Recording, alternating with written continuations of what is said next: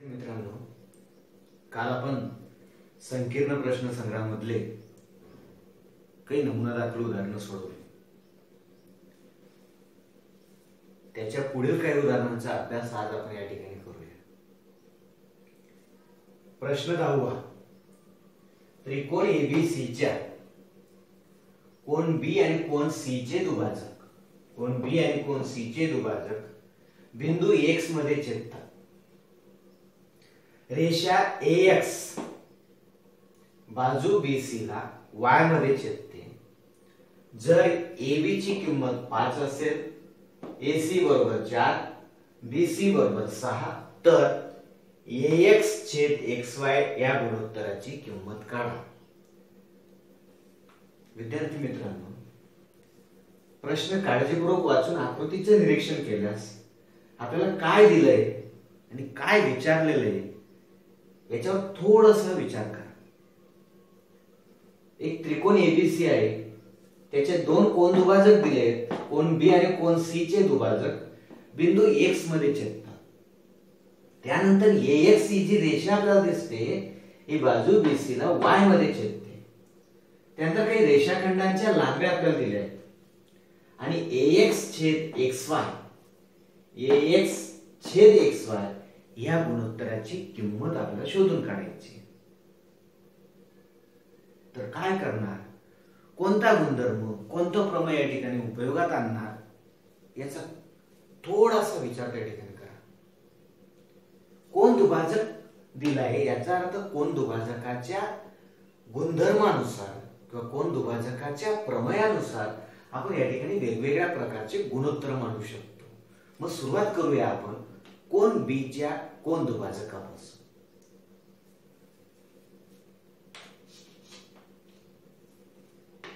किरण BX त्रिकोण ABC मध्ये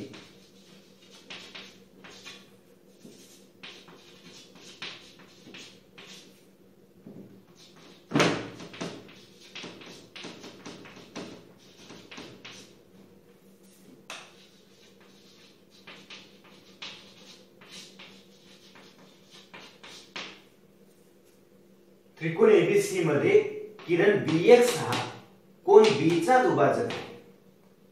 मग या ठिकाणी कोन B च्या दुभाजकाचा उपयोग करून आपण एक कोन दुभाजकाचं प्रमेय वापरून एक गुणोत्तर मांडू शकतो. ते गुणोत्तर काय आणि ते कसं मांडायचं याच्यावर आपण विचार केलेला आहे.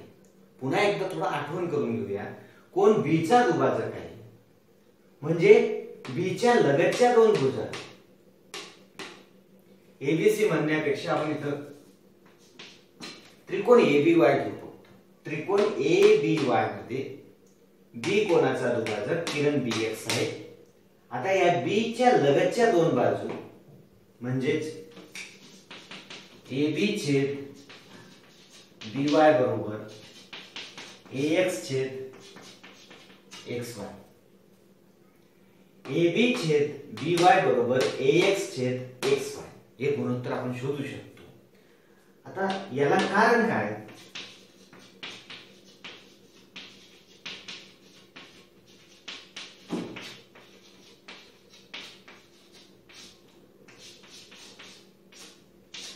कोन दुभाजकाचे प्रमेय. विधान नंबर 1. आता याच्यानंतर आपण जर प्रश्नाकडे नजर टाकली तर फक्त आपल्याला AB ची किंमत दिसते आणि AX छेद XY ची किंमत आपल्याला शोधायची. मग हे शोधण्यासाठी आपण AB छेद BY च्या किमतीमध्ये फक्त AB ची किमतीचा उपयोग करू शकतो. त्यानंतर जर आपण दुसरा विचार केला तर इकडच्या बाजूला आपण कोन C चा दुभाजक आपल्याला दिला आहे. त्रिकोण ACY मध्ये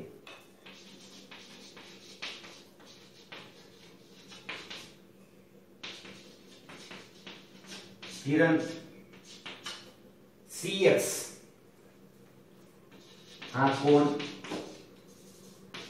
C चा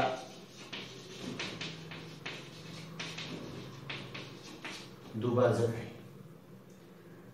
CX हा किरण कोन C चा दुभाजक आहे. तर पुन्हा एकदा आपण एक नवीन गुणोत्तर मांडू शकतो.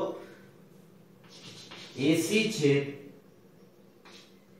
CY बरोबर AX छेद XY. परत एकदा AC छेद CY बरोबर AX छेद XY. विधान नंबर 2.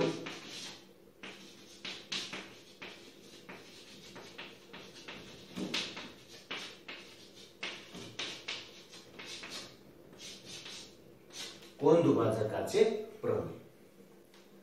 आता विधान नंबर 1 आणि विधान नंबर 2 चं जर आपण निरीक्षण केलं तर या ठिकाणी आपल्याला काय दिसतंय लक्षात घ्या.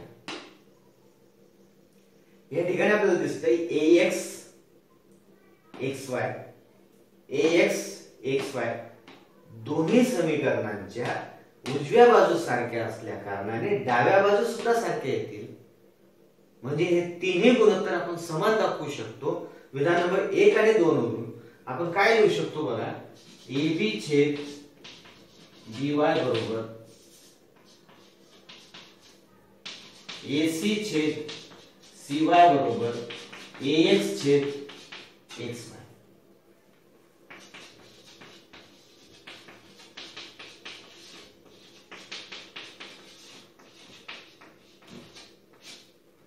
विधान नंबर 1 व 2 वरून. परंतु आपलं साध्य जर आपण बघितलं तर थोडं वेगळं आहे बघा. आपल्याला या ठिकाणी AC ची किंमत दिलेली आहे, AB ची किंमत दिलेली आहे, परंतु आपल्याला या ठिकाणी BY आणि CY ची किंमत न देता BC ची किंमत दिलेली आहे. मग या ठिकाणी BY आणि CY च्या जागेवर आपल्याला BC आणता येईल का. आता या ठिकाणी आपल्याला BY आणि CY च्या जागेवर BC आणण्यासाठी इयत्ता 9वीत आपण गणित 1 मध्ये गुणोत्तरांचे काही गुणधर्म शिकलो. समान गुणोत्तराचा सिद्धांत म्हणून एक सिद्धांत आपल्याला दिला होता की कोणत्याही समान गुणोत्तरांच्या अंशांची बेरीज अंशस्थानी छेदांची बेरीज छेदस्थानी केली की आपल्याला त्या ठिकाणी मिळणारे जे गुणोत्तर आहे ते मूळ गुणोत्तराच्या सममूल्य असते. आठवण करा गुणधर्म. अंश अंश एकत्र केले, छेद छेद एकत्र केले, मिळणारा जो नवीन अपूर्णांक आहे किंवा मिळणारा जे नवीन गुणोत्तर आहे ते मूळ गुणोत्तराशी सममूल्य असते. याला म्हणतो आपण समान गुणोत्तराचा सिद्धांत. तो जर का आपण या ठिकाणी वापरला तर आपल्याला काय मिळेल लक्षात घ्या. AB अधिक AC छेदस्थानी BY अधिक YC बरोबर AX छेद XY.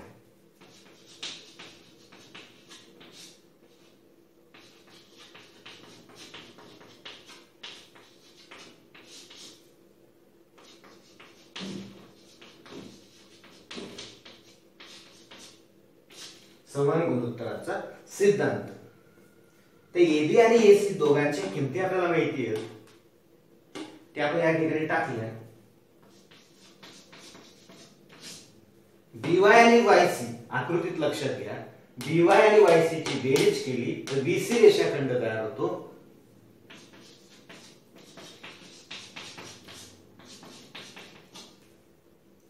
या ठिकाणी BC ची किंमत टाकल्यास 5 आणि 4 झाले 9.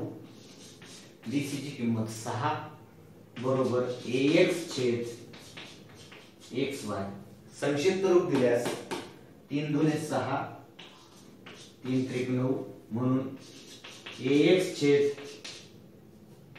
XY बरोबर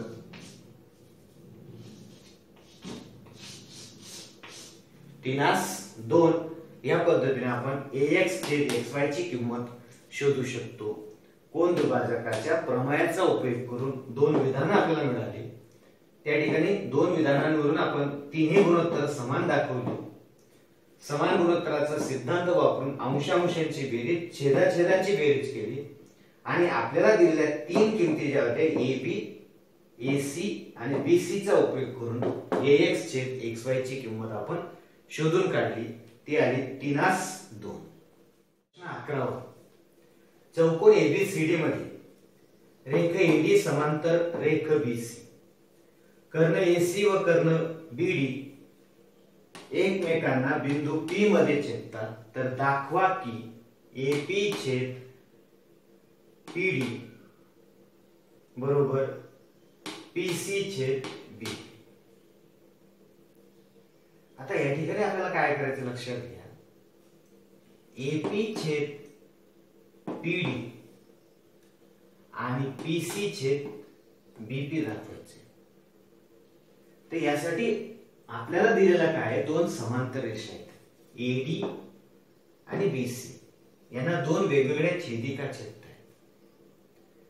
तर आपल्याकडे दोन समांतर रेषांना छेदिकेने छेदल्यानंतर तयार होणारे विक्रम कोन, संगत कोन एकरूप असतात, हे जे गुणधर्म आहेत यांचा उपयोग करून आपण या ठिकाणी दोन त्रिकोण समरूप दाखवू शकतो का, आणि ते दोन त्रिकोण कोणते समरूप दाखवायचे याचा त्या ठिकाणी विचार करा. चार त्रिकोण आपल्याला दिसत आहेत, पैकी समांतर रेषा येणारे दोन त्रिकोण आहेत. या दोन त्रिकोणांपासून आपण सुरुवात करूया. चौकोन ए बी सी डी मध्ये रेख एडी समांतर रेख बीसी, एडी आणि बीसी एकमेकांना समांतर आहे. आता जर आपण त्रिकोण घेतला एक, त्रिकोण ए पी डी व त्रिकोण बीपीसी मध्ये, त्रिकोण एपीडी आणि त्रिकोण बीपीसी मध्ये एडी आणि बीसी एकमेकांना समांतर आहेत आणि त्यांची छेदिका जर आपण बीडी घेतली तर काय होतं लक्षात घ्या, छेदिका बीडी घेतल्यास हा कोन आणि हा कोन हे विक्रम कोन आहेत आणि विक्रम कोन एकरूप असतात, म्हणून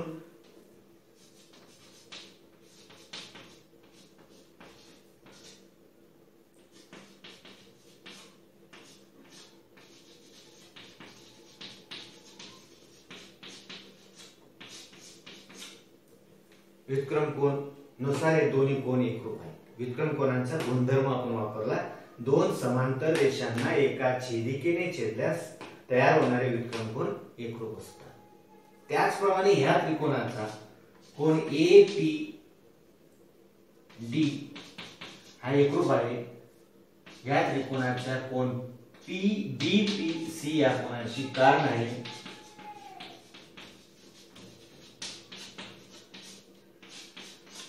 विरुद्ध कोन, विरुद्ध कोनांची एक जोडी विक्रम कोनांची एक जोडी एकरूप आहे, म्हणजेच पहिल्या त्रिकोणाचे दोन कोन दुसऱ्या त्रिकोणाच्या दोन कोनांशी संगत कोनांशी एकरूप असल्या कारणाने हे दोन्ही त्रिकोण एकरूप आहेत, समरूप आहेत. त्रिकोण ए पी डी, त्रिकोण एपीडी समरूप त्रिकोण बीपीसी, कारण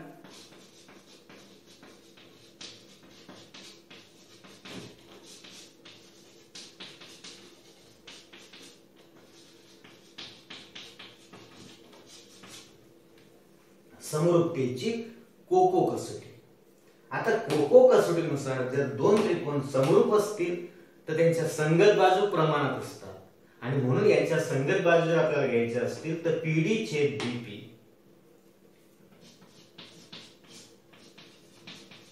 बरोबर एपी छेद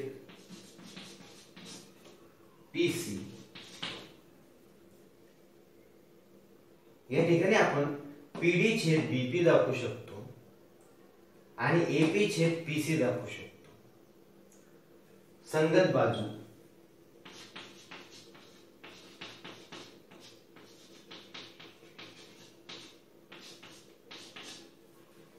आता समान समरूप त्रिकोणांच्या संगत बाजू ह्या प्रमाणात असतात, परंतु आपलं गुणोत्तर जर आपण बघितलं तर ते थोडं वेगळं आपल्याला दिसतंय. लक्षात घ्या काय दिसतंय बघा, एपी छेद पीडी, हे एपीच्या छेदस्थानी पीडी पाहिजे जो इथं अंशस्थानी, आणि हे बीपीच्या अंशस्थानी पीसी पाहिजे जो इथं छेदस्थानी. मग मग अशा पद्धतीने गुणोत्तरामध्ये काही आदला बदल करू शकतो का आपण? एखादा गुणधर्म कुठं आपण शिकलोय का? तर आठवण करा विद्यार्थी मित्रांनो, इयत्ता 9वीत पुन्हा एकदा गुणोत्तर आणि प्रमाण या आपल्या घटकात आपण एकांतर क्रिया शिकलोय. दोन गुणोत्तरांमध्ये एकांतर क्रिया करता येते, म्हणजे याचा अर्थ असा या दोघांची आदलाबदल आपण करू शकतो. पहिल्या गुणोत्तराचा अंश आणि दुसऱ्या गुणोत्तराचा छेद यांची आदलाबदल करण्याच्या क्रियेला गुणोत्तरांची एकांतर क्रिया म्हणतात. आणि म्हणून एकांतर क्रियेचा जर आपण उपयोग केला, पीसी छेद बीपी बरोबर एपी छेद पीडी या ठिकाणी तयार होतं. कारण आपण देऊ शकतो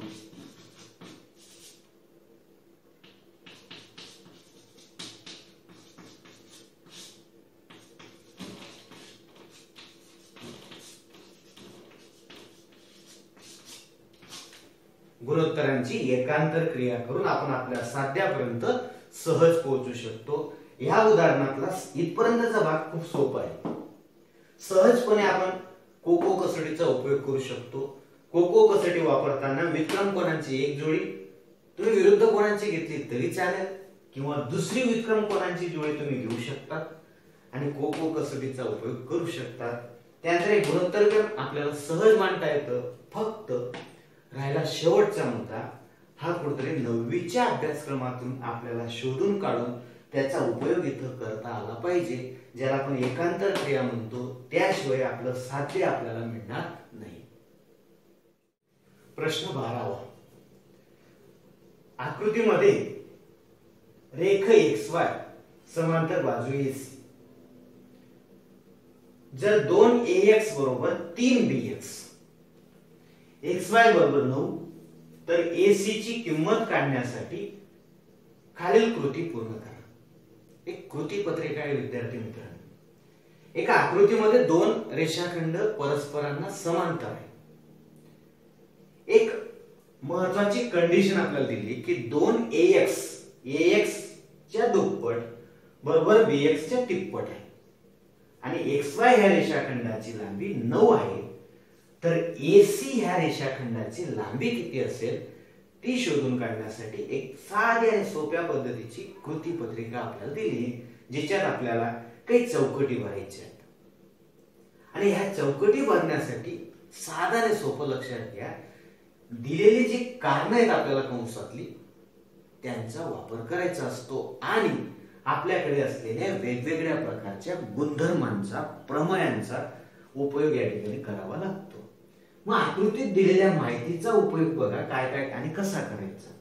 आकृतीत आपल्याला काय दिलंय की दोन रेषा परस्परांना समांतर आहेत, म्हणजे त्रिकोणाच्या एका बाजूला समांतर असणारी रेषा उरलेल्या दोन बाजूंना प्रमाणात विभागते हे आपल्याला माहिती आहे.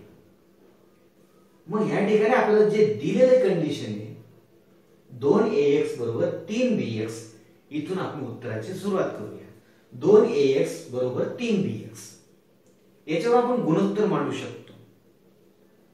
हा BX उजवीकडून डावीकडे आणा. उजव्या बाजूला तो गुणतोय, डावीकडे आलास तो AX ला बाहेर. ज्यावेळेस BX तुम्ही डाव्या बाजूला आणणार त्यावेळेस हा 2 उजव्या बाजूला जाऊ द्या, म्हणजे AX छेद BX या गुणोत्तराची किंमत तुम्हाला मिळेल. हा 3 इथल्या इथं राहील, हा 2 इकडे आला तर हा 3ला भागेल, म्हणजेच पहिल्या चौकटीत आपल्याला मिळणार आहे AX छेद BX ची किंमत 3/2. आता या ठिकाणी बघा काय केलंय, AX छेद BX दिसतंय गुणोत्तर आपल्याला. हा BX अंशात मिळवलेला आहे आणि तो मिळवण्यासाठी पुन्हा 9वीतल्या गुणोत्तरांच्या वेगवेगळ्या गुणधर्मांपैकी योग क्रिया कशी करतात हा गुणधर्म आपण 9वीत शिकलोय, त्याचा उपयोग केलाय. अंशात छेद मिळवले, मग अंशामध्ये छेद मिळवला, छेद जसाचा तसा ठेवला. मग या ठिकाणी AX ची किंमत म्हणजे अंशाची किंमत अधिक छेदाची किंमत परत छेद असताना छेदाची किंमत या समीकरणावरून आपल्याला घ्यायची आहे. म्हणजेच AX म्हणजे अंश 3 अधिक छेद 2 छेद असताना 2 आणि यांची बेजीक क्रिया करून आपल्याला इथं उत्तर आणायचंय. AX अधिक BX आकृतीकडे या. AX अधिक bx म्हणजे कोणता रेषाखंड तयार होतोय AB, म्हणून आपण इथे AB लिहिलं, छेदस्थानी bx आणि AB ची किंमत म्हणजे 3 आणि 2 ची बेरीज 5, छेदस्थानी 2 जसाचा तसा, विधान नंबर 1. त्यानंतर त्रिकोण BCA आणि BYX लहान आणि मोठा त्रिकोण परस्परांशी समरूप आहेत का? समरूपतेची कोणती कसोटी? लक्षात घ्या, दोन रेषा परस्परांना समांतर आहेत, त्यांची इकडे एक छेदिका दिली आहे, इकडे एक छेदिका दिली आहे. जर छेदिका घेतली तर हा छोट्या त्रिकोणाचा म्हणजे BYX या त्रिकोणाचा हा कोण आणि ABC त्रिकोणाचा हा कोण संगत कोण एकरूप आहेत. हे दोन कोण संगत कोण एकरूप आहेत आणि हा एक कोण कॉमन आहे. म्हणजे याचा अर्थ असा, तिन्ही कोण एकमेकांशी संगत कोण एकमेकांशी एकरूप आहेत. त्यामुळे आपण इथं को को को किंवा को को कसोटी वापरू शकतो.